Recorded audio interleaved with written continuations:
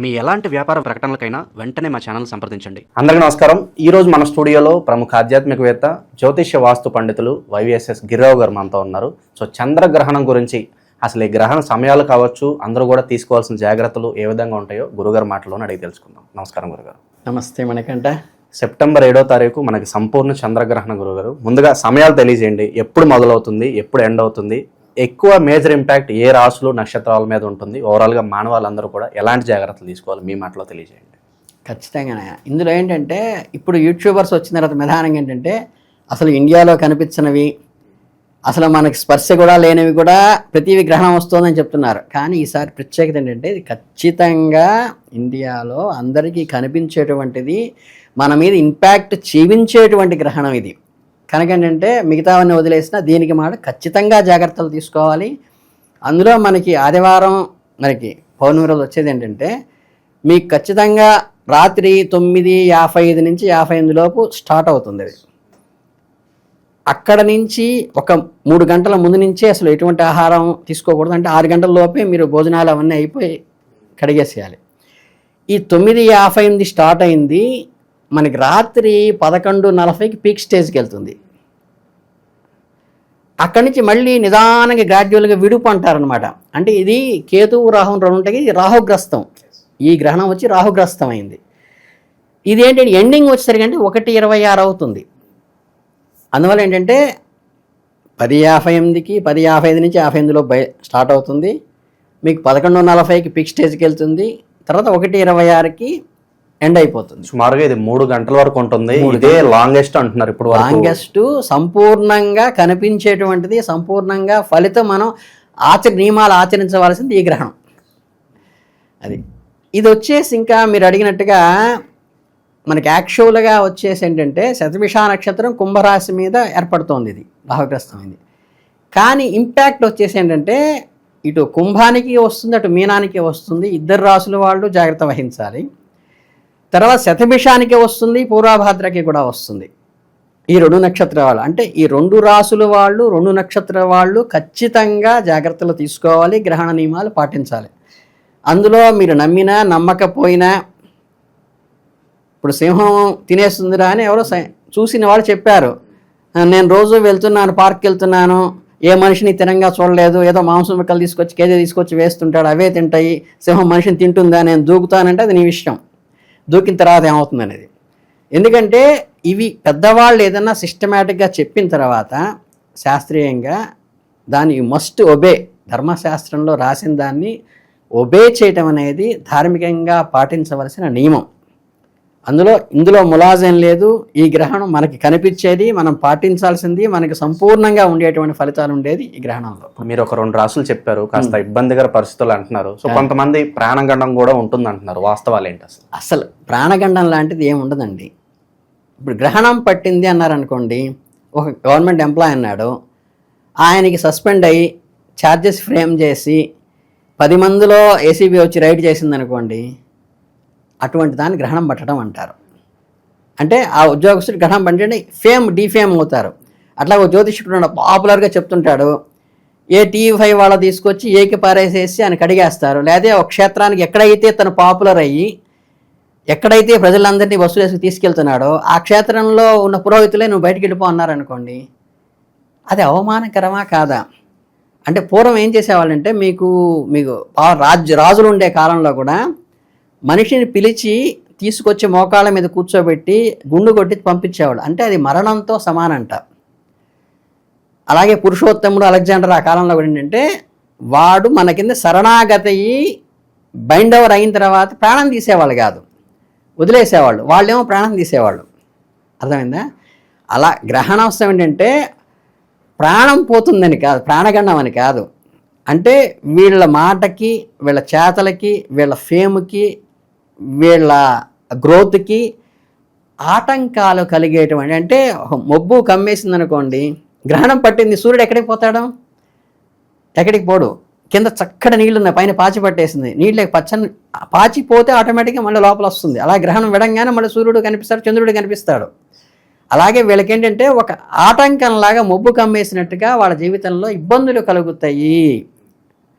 అంటే మాటకి వాల్యూ పోవటం కానీ, పరపతి పోవటం కానీ గౌరవం పోవటం కానీ ఇవన్నీ ఏంటంటే కొన్ని ఇప్పుడు నక్షత్రం బాగాలేదన్నారు, నక్షత్ర జపం చేసుకుంటే అవి దోష నివారణకి. వర్షం వస్తుందంటే గొడుగు పట్టుకెళ్తుంటే ఎలాగంటే ఏంటంటే అలా ఆ ఇంపాక్ట్కి అనుగుణంగా ఆ 2 రాశుల వాళ్ళు జాగ్రత్తలు తీసుకోవాలి. గ్రహణ సమయంలో జపం చేసుకోవాలి, గ్రహణానికి ముందు స్నానం చేయాలి, గ్రహణ సమయంలో చక్కగా జపం చేసుకుంటాడు. జపం అని వేరు, పూజ వేరు. షోడశోపచారాలతో పంచోపచారాలతో చేసేది పూజ. జపానికి దీపారాధన ఉండదు, మీకు ఉపచారాలే ఉండవు. స్నానం చేసి అంటే గట్టిగా అయితే మంత్రం ఎవరికైనా మంత్రోపదేశం జరిగిన వాళ్ళైతే అసలు తడి బట్టలతోనే చేయమన్నారు. అందుకని ఏంటంటే మంత్రజపం చేసుకుంటూ మీరు శివమంత్రం అయితే శివమంత్రం, రామమంత్రం అయితే రామమంత్రం, ఏదైతే అది మంత్రజపం చేసుకోవాలి, పూజ కాదు. అది చేసుకుంటూ ఉండేది అయ్యేదాకా. తర్వాత అయిపోయిన తర్వాత మళ్ళీ గ్రహణ విడుపు స్నానం అని ఉంటుంది. ఆ గ్రహణ విడుపు స్నానం చేసి ఇల్లు శుద్ధి చేసుకుని తర్వాత మనం ఎప్పుడైతే పూజ చేస్తామో మేమేంటి అమావాస్యకి ఏంటంటే అవి క్లీన్ చేసి పెడుతూ ఉంటాం.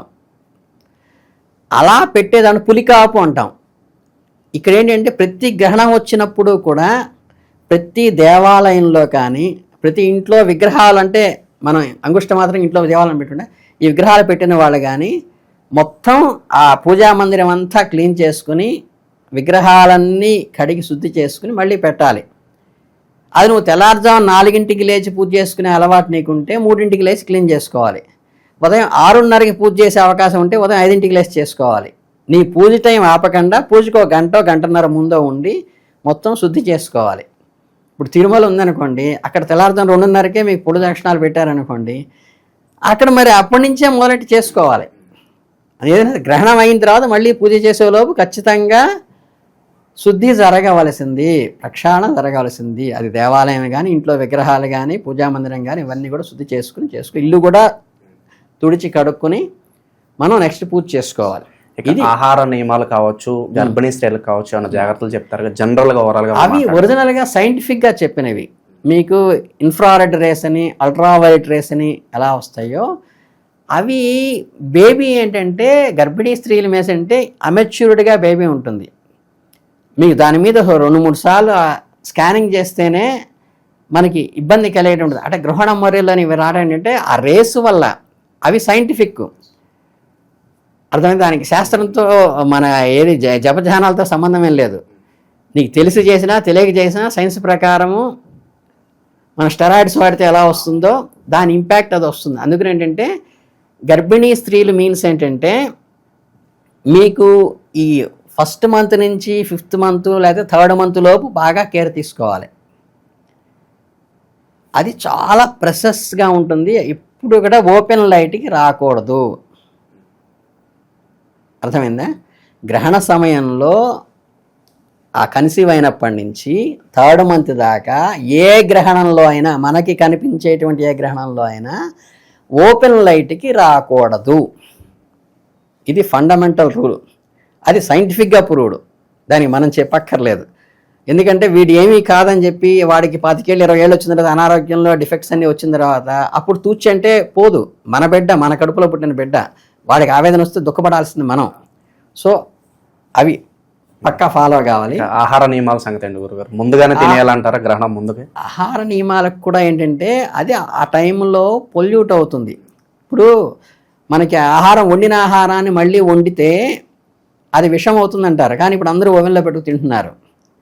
అట్లాగే నూనె కాచి ఒక బజ్జీలో వేపుడో వేసిన దాన్ని మళ్ళీ అదే నూనె వేయిస్తే అది పాడైపోతుందంటారు. బట్ ప్రతి బజ్జీ షాపులో అవే వేస్తున్నారు, ప్రతి పానీపూరిలో అవే వేస్తున్నారు, అవే తింటున్నారు. కాబట్టి అలాంటి డిఫెక్ట్స్ ఆహారంలో చెడిపోయేటువంటి అవకాశం ఉన్నది. కాబట్టి అందుకని పదార్థాలేవి అప్పుడు వండరాదు, తినరాదు అనేది శాస్త్ర నియమంలో ఉన్నది. కనుక ఈరోజు వండినవన్నీ మీకు ఒక 3-4 అవర్స్ ముందే, అంటే సాయంత్రం 6-7 లోపే మీరు దాన్ని కంప్లీట్ చేసేసుకుని, అసలు శాస్త్ర ప్రకారం మా హైందవ్యంలో ఏం చెప్పారంటే సూర్యాస్తమైన తర్వాత ఆహారం తీసుకోకూడదు అన్నారు. ముందే తినేసేసేసి ఉండాలి. అది ఈరోజు ఒక్కరోజైనా ఖచ్చితంగా ధర్మాన్ని పాటిస్తూ సాయంత్రం 6-7 లోపు తినేయాలి.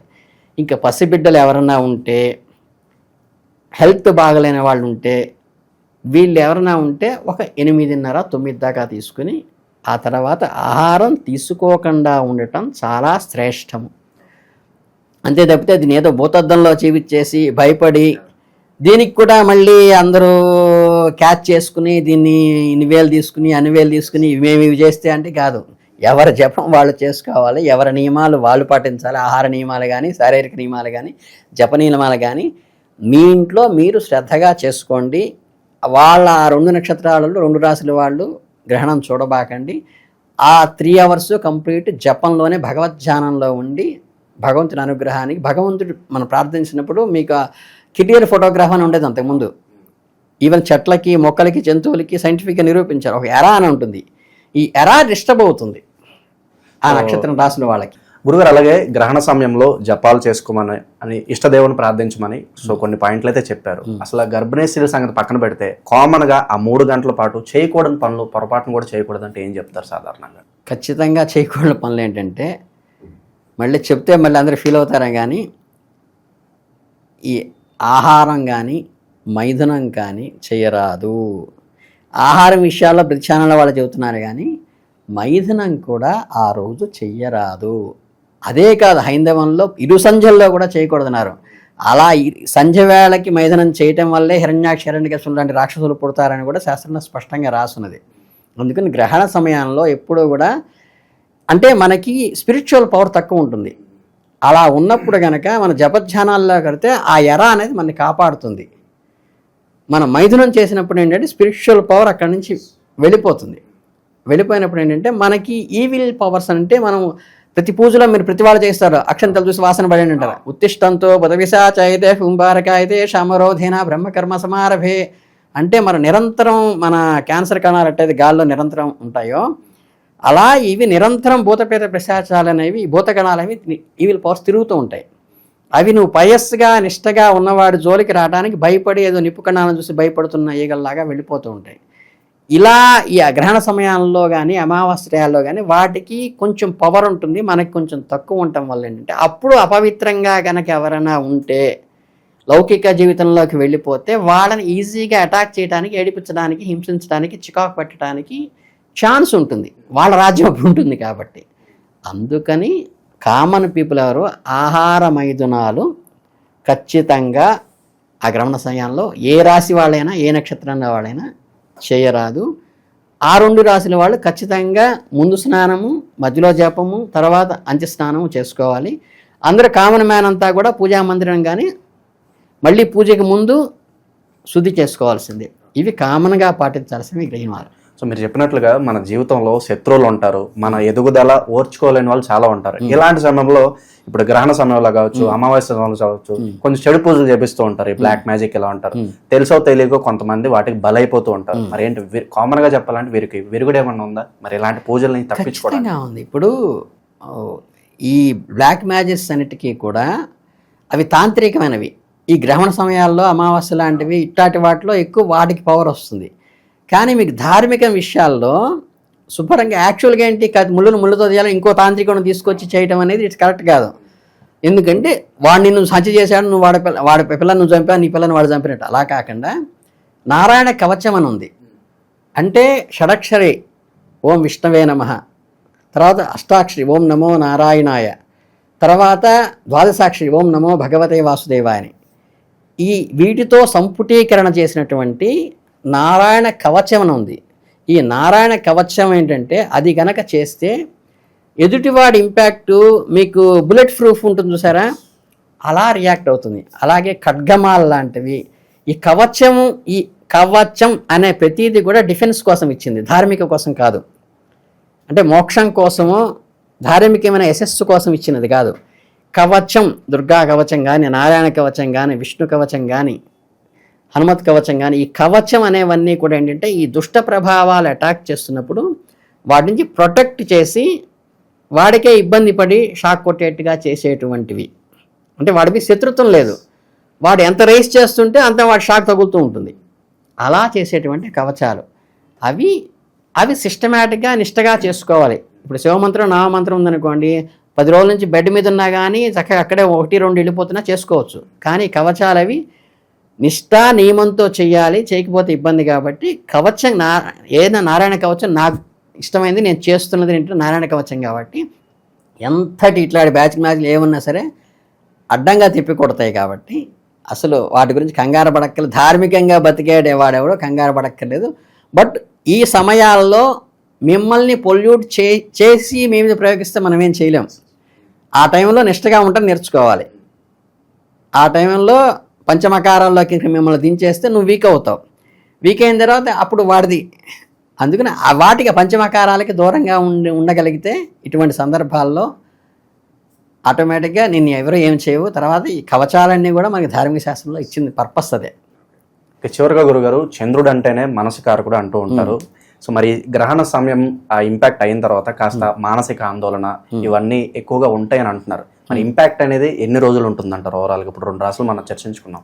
ఇంపాక్ట్ అనేది ఎన్ని నెలలు ఉంటుందంటారు? ఇప్పుడు మనకి అది సైంటిఫిక్గా కూడా మీకు ఆటు పోటు అనే సముద్రానికి చెప్తుంటారు.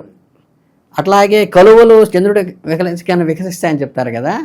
ఈ చంద్రుడు జ్యోతిష్ శాస్త్రంలో మనఃకారకుడుగా చెప్పబడుతుంది. కాబట్టి వాళ్ళ ఒక్క రాశులకే కాదు, చంద్రుడు ఇబ్బంది పడినప్పుడు అందరి మనస్సులో కూడా ప్రాపర్ డెసిషన్ తీసుకునే మూడ్లో ఎవరివి ఉండవు ఆ గ్రహణ సమయంలో. ఏదన్నా ఇంపార్టెంట్ నిర్ణయాలు తీసుకునేటప్పుడు కాస్త అవాయిడ్ చేయడం బెటర్ అంటారా? అవాయిడ్ చేయడం బెటర్. అంటే మనకి కరెక్ట్ డెసిషన్ రాదు.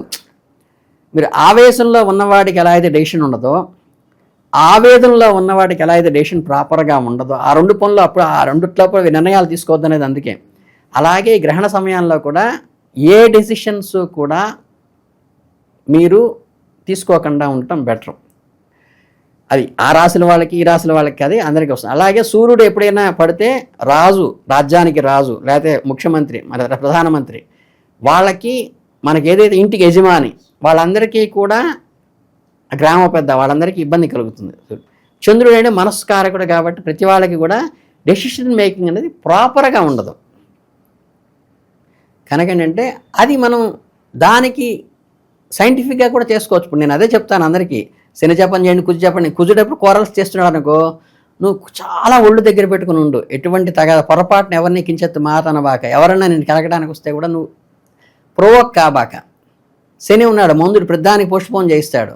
నువ్వు కరెక్ట్గా ఏదో ఎమ్మెల్యే లాగా మినిస్టర్ లాగా రాసుకొని ఖచ్చితంగా సరే ఆ టైం టేబుల్ ప్రకారం నడువు, అప్పుడు దాన్ని జయిస్తావు. అట్లా మనఃకారకుండా జయించాల్సి అంటే మనస్సుని ప్రశాంతంగా ఉంచుకుంటూ, టెన్షన్స్ ఉంచుకుంటూ, ఈ డెసిషన్స్ చంద్రబందరగా ఉండేటువంటి టైంలో డెసిషన్ ఏమీ తీసుకోకుండా కాస్త మౌనంగా ఉండి కాస్త స్టెబిల్ అయిన తర్వాత తీసుకుంటే పర్ఫెక్ట్గా ఉంటుంది.